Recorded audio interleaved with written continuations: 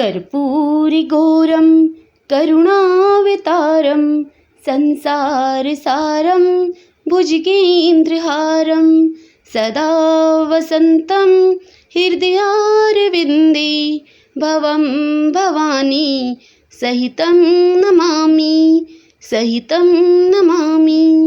भगतजनों, आज हम श्री शिव पुराण रुद्र संहिता के तृतीय खंड जो कि पार्वती खंड है, इस खंड में हम पार्वती जी की कथाओं का रसपान किया करेंगे।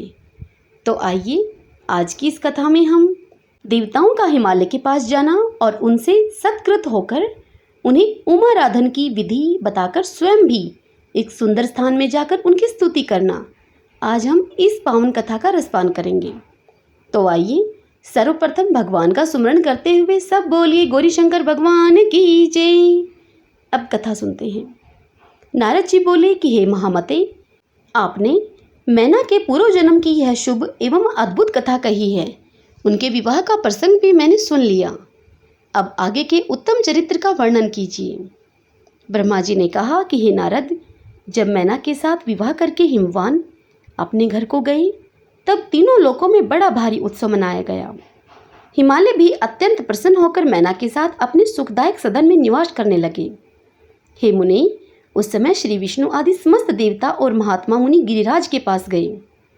उन सब देवताओं को आया हुआ देखकर महान हिमगिरि ने प्रशंसा पूर्वक उनको प्रणाम किया और अपने भाग्य की सराहना करते हुए भक्ति भाव से उन सबका आदर सत्कार किया।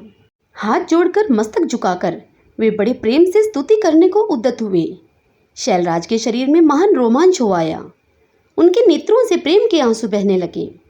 हे मुनि, हिमशैल ने प्रसन्नता से अत्यंत प्रेम पूर्वक उनको प्रणाम किया और विनीत भाव से खड़े होकर श्री विष्णु आदि देवताओं से कहा। हिमाचल कहने लगे, आज मेरा जन्म सफल हो गया। मेरी बड़ी भारी तपस्या सफल हुई। आज मेरा ज्ञान सफल हुआ और आज मेरी सारी क्रियाएं सफल हो गई। आज मैं धन्य हुआ। मेरी सारी भूमि धन्य हुई। मेरा कुल धन्य हुआ। मेरी स्त्री तथा मेरा सब कुछ धन्य हो गया। इसमें संशय नहीं है, क्योंकि आप सब महान देवता एक साथ मिलकर एक ही समय में मेरे यहाँ पधारे हैं। मुझे अपना सेवक समझकर प्रसन्नतापूर्वक उचित कार्य के लिए आज्ञा दें। हिमगिरि का यह वचन सुनकर वे सब देवता बड़े ही प्रसन्न हुए और अपने कार्य की सिद्धि मनाते हुए बोले, हे महाप्राग हिमाचल, हमारा हितकारक तुम वचन सुनो। हम सब लोग जिस काम के लिए यहाँ पर आए हैं उसे प्रसन्नतापूर्वक बता रहे हैं। हे गिरिराज, पहले जो जगदम्बा उमा दक्ष कन्या सती के रूप में प्रकट हुई थी और रुद्र पत्नी होकर 100 दीर्घ काल तक इस भूतल पर क्रीड़ा करती रही, वे ही अंबिका सती अपने पिता से अनादर पाकर अपनी प्रतिज्ञा का स्मरण करके यज्ञ में शरीर त्याग करके अपने परम धाम को पधार गई। हे हिमगिरे, वह कथा लोक में विख्यात है और तुम्हें भी विदित है। यदि वे सती पुनः तुम्हारे घर में प्रकट हो जाएं, तो देवताओं का महान लाभ हो सकता है। ब्रह्मा जी कहते हैं, श्री विष्णु आदि देवताओं की यह बात सुनकर गिरिराज हिमालय मन ही मन प्रसन्न होकर आदर से झुक गए और बोले कि हे प्रभु, ऐसा हो तो मेरे बड़े सौभाग्य की बात है।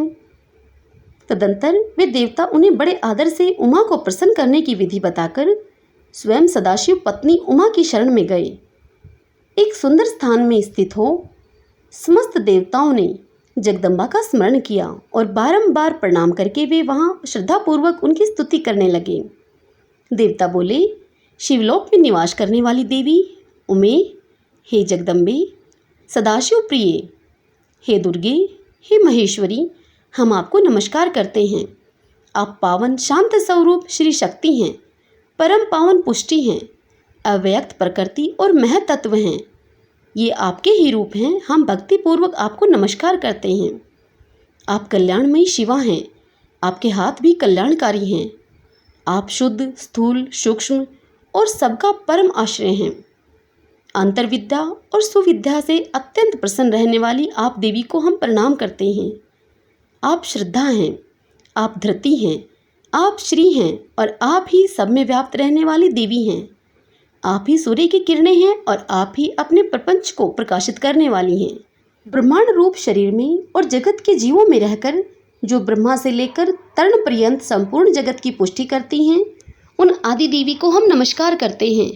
आप ही वेद माता गायत्री हैं। आप ही सावित्री और सरस्वती हैं। आप ही संपूर्ण जगत के लिए वार्ता नामक वृत्ति हैं और आप ही धर्म स्वरूपा वेदत्रयी हैं। आप ही संपूर्ण भूतों में निद्रा बनकर रहती हैं। उनकी शुद्धा और तृप्ति भी आप ही हैं। आप ही तृष्णा, कांति, छवि, तुष्टि और सदा संपूर्ण आनंद को देने वाली हैं। आप ही पुण्यकर्ताओं के यहाँ लक्ष्मी बनकर रहती हैं और आप ही पापियों के घर सदा ज्येष्ठा अर्थात लक्ष्मी की बड़ी बहन दरिद्रता के रूप में वास करती हैं। आप ही संपूर्ण जगत की शांति हैं। आप ही धारण करने वाली धात्री और प्राणों का पोषण करने वाली शक्ति हैं। आप ही पांचों भूतों के सार तत्व को प्रकट करने वाली तत्व स्वरूपा हैं। आप ही नीतिज्ञों की नीति तथा व्यवसाय रूपिणी हैं। आप ही सामवेद की गीति हैं। आप ही ग्रंथी हैं। आप ही यजुर मंत्रों की आहुति हैं। ऋग्वेद की मात्रा तथा अर्थवेद की परम गति भी आप ही हैं, जो प्राणियों के नाक, कान, नेत्र, मुख, भुजा, वक्षस्थल और हृदय में धरती रूप से स्थित होकर सदा ही उनके लिए सुख का विस्तार करती हैं, जो निद्रा के रूप में संसार के लोगों को अत्यंत शुभक प्रतीत होती हैं। वे देवी उमा जगत की स्थिति एवं पालन के लिए हम सब पर प्रसन्न हों। इस प्रकार जगजननी सती साध्वी महेश्वरी उमा की स्तुति करके अपने हृदय में विशुद्ध प्रेम लिए वे सभी देवता उनके दर्शन की इच्छा से वहां खड़े हो गए।